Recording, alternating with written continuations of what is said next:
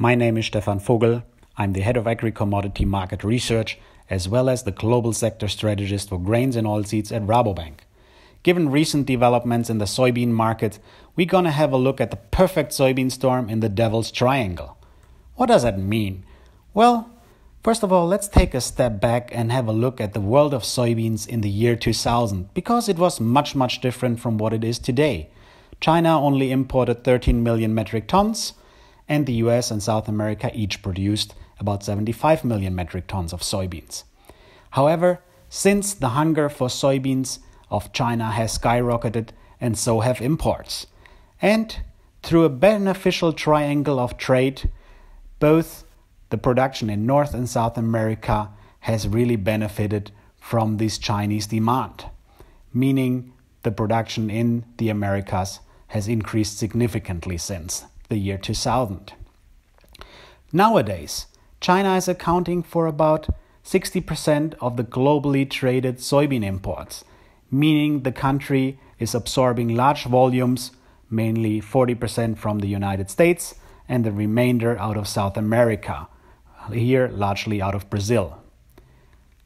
However, this nice and beneficial triangle of trade recently experiences some heavy trade war winds that are blowing across it, and the most recent developments entail that the United States has announced to implement as of July 6 duties on Chinese goods worth $50 billion. China immediately has already reacted and said that in case of this duty introduction by the US, they will also introduce duties on US soybeans as well as other commodities. Those duties would reach a level of 25%. The US in the meantime has already once again threatened to impose another round of duties on Chinese goods worth $200 billion, and in case China would once again retaliate, another round of $200 billion goods would face duties by the United States as per the threats. Well, it's not clear yet what's going to happen here, but it seems to be highly likely that at least soybeans are going to face those duties. So out of a nice triangle of trade, suddenly a devil's triangle has developed. And also in this whole development of the devil's triangle, soybean prices are trying to navigate it, but are clearly drowning these days as funds have started to heavily liquidate their long positions at the Chicago Board of Trade. And as you can see here on this chart, prices recently have declined heavily in Chicago, meaning that there has been a heavy sell-off in these commodities. Prices for a short period of time actually hit a 10-year low before recovering close to the 2-year lows that were experienced today.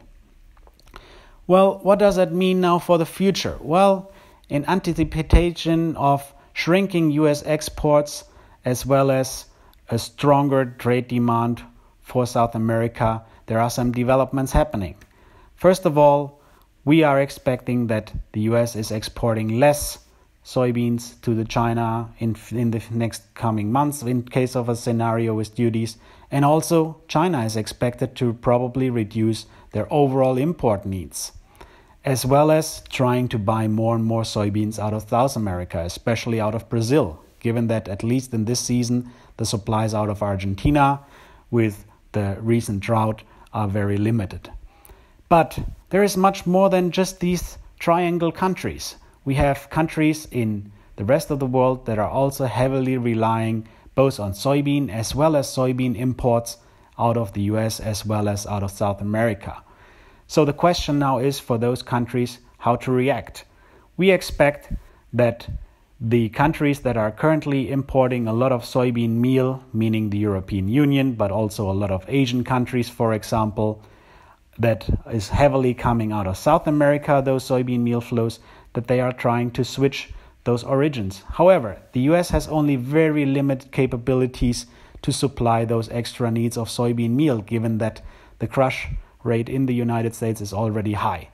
So we don't think there is a whole lot of switching possible. So the next thing then is, well, why not import more US soybeans, process them in the domestic countries of the EU or Asia or anywhere else in the world, and this way get the soy meal? Well, I think once again, the bottleneck clearly is the capacity availability.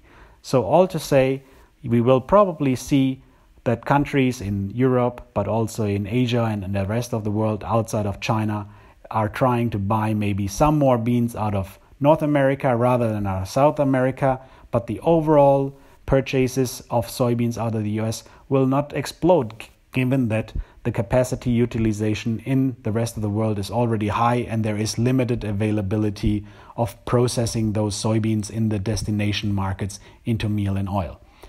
That, and given that not everything is yet 100% clear in terms of the duties, will continue to remain a very, very volatile factor here for the soybean markets.